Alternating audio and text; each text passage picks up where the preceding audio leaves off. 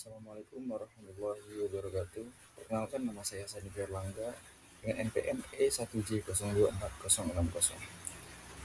Di sini saya akan memaparkan proyek metode morfologi 2025 spesies Sigium polyanthum dengan famili Myrtaceae. Dosen pengampu Profesor Dr. Insinyur Wahyuni Ganeviati, Master Sains, Prodi Agroekoteknologi, Fakultas Pertanian, Universitas Bengkulu 2025. Yang pertama itu morfologi daun. Yang A, fungsi daun. Fungsi daun adalah tempat terjadinya fotosintesis, organ pernafasan dan organ respirasi, tempat terjadinya transpirasi dan gutasi, alat perkembangan vegetatif. B.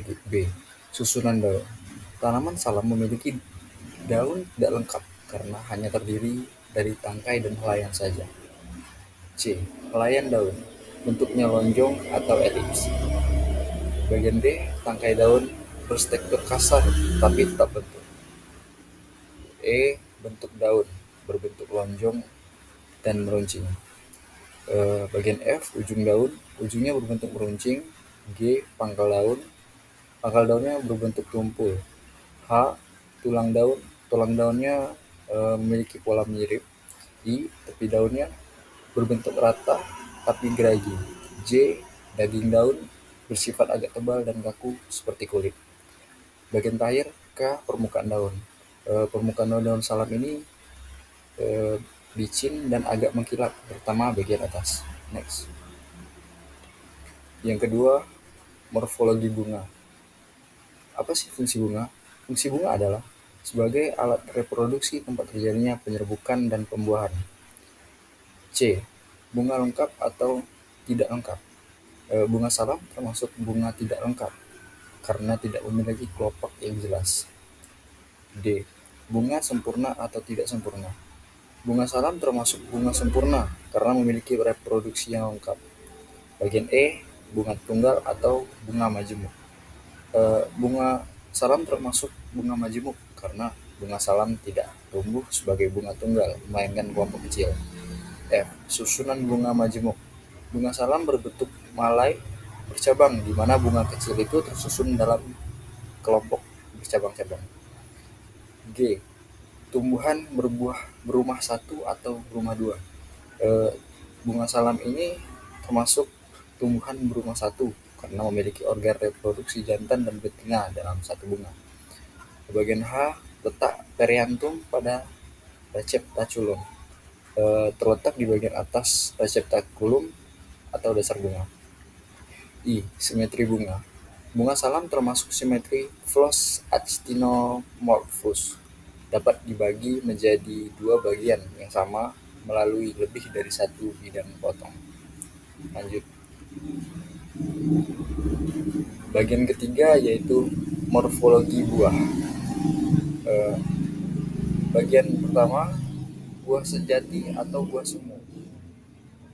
Buah salam termasuk buah sejati karena terbentuk hanya dari ovarium tanpa ada bagian-bagian yang ikut berkembang.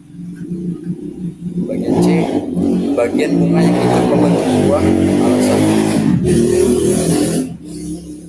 Bagian bunga yang ikut membentuk buah alasannya yaitu ovarium karena pada bunga mengandung ovarium mengandung bakal biji.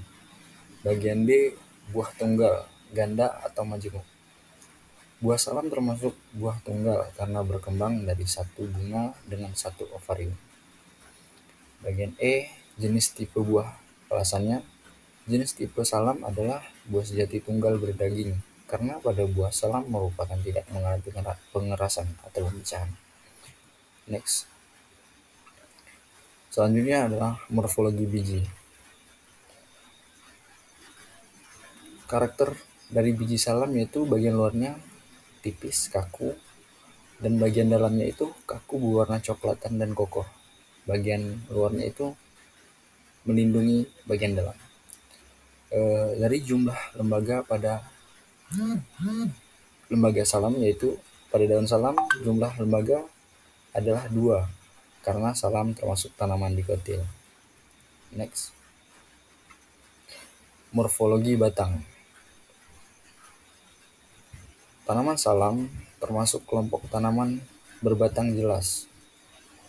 Sifat batangnya yaitu batangnya tegak lurus dengan bentuk batangnya bulat dan permukaan yang teratur. Batangnya berkayu keras dan kokoh dan kuat. Selanjutnya fungsi batang yaitu mendukung bagian-bagian tumbuhan yang ada di atas tanah, memperluas bidang asimilasi, transportasi, menimbun zat-zat makanan cadangan. Bagian E, bentuk batang. Bentuk batang salam memiliki penampang yang cenderung membulat. F, permukaan batang.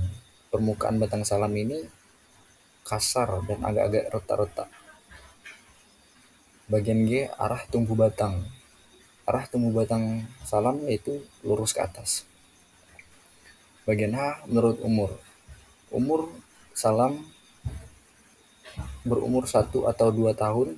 Pertama pertumbuhan vegetatif, tahun kedua pertumbuhan generatif. Selanjutnya adalah morfologi percambangan batang. Percambangan batang salam merupakan percambangan batang monopodial karena pola perkembangan di mana batang utama tumbuh itu terus-menerus ke atas. Sementara cabang-cabang lateral tumbuh lebih kecil dan tidak menggantikan batang utama. Bagian B, arah tumbuh batang. Arah tumbuh batang pohon salam memiliki arah tumbuh cabang mendatar, horizontal, yaitu membentuk sudut 90 derajat terhadap batang utama. Lanjut. Selanjutnya adalah morfologi akar. Bagian-bagian akar salam yaitu rambut akar, akar utama, batang akar, ujung akar, cabang akar, dan leher akar. Bagian C, sifat akar. Sifatnya itu tumbuh terus-menerus dan ujungnya itu meruncing. Selanjutnya tidak berbuku-buku dan tidak beruas. Warnanya tidak hijau dan berwarna keputihan. Fungsinya yaitu menyerap air dan nutrisi, menopang dan menjangkarkan tanaman, menyimpan cadangan makanan, menyangkut air dan nutrisi, serta membentuk hubungan simbiotik. Sistem perakaran. Sistem perakaran salam adalah tunggang sistem perakaran yang terdiri dari akar utama ke tumbuh ke daerah vertikal, tempat akar sekunder tumbuh. Selanjutnya itu organa, metamorfa, dan aksesoria. Tumbuhan salam tidak mempunyai organa metamorfa, yaitu mempunyai organa aksesoria. Salam memiliki organa aksesoria yaitu 2. Daun berbentuk tebal dan mengkilap, berfungsi mengurangi penguapan meskipun bukan modifikasi ekstrim. Selanjutnya kelenjar minyak sirih pada daun memberikan aroma khas yang digunakan sebagai bumbu dapur serta obat tradisional. Selanjutnya yang terakhir adalah manfaat dan kegunaan. Sebagai bumbu masakan, daun salam digunakan untuk memberikan aroma khas pada masakan setiap sup, gulai, rendang, dan semur. Yang kedua, menghilangkan bau amis, sering digunakan dalam masakan berbahan daging dan ikan. Yang ketiga, menurunkan tekanan darah. Daun salam mengandung senyawa flavonoid yang dapat membantu mengontrol tekanan darah. Yang keempat, menurunkan kadar gula darah. Sering digunakan sebagai ramuan herbal untuk penderita diabetes. Yang kelima, menjaga kesehatan pencernaan.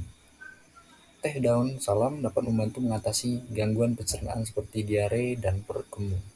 Yang terakhir itu bersifat antioksidan dan antiinflamasi, mengandung tanin dan saponin yang baik untuk meningkatkan daya tahan tubuh. Sekian presentasi dari saya tutup. Assalamualaikum warahmatullahi wabarakatuh.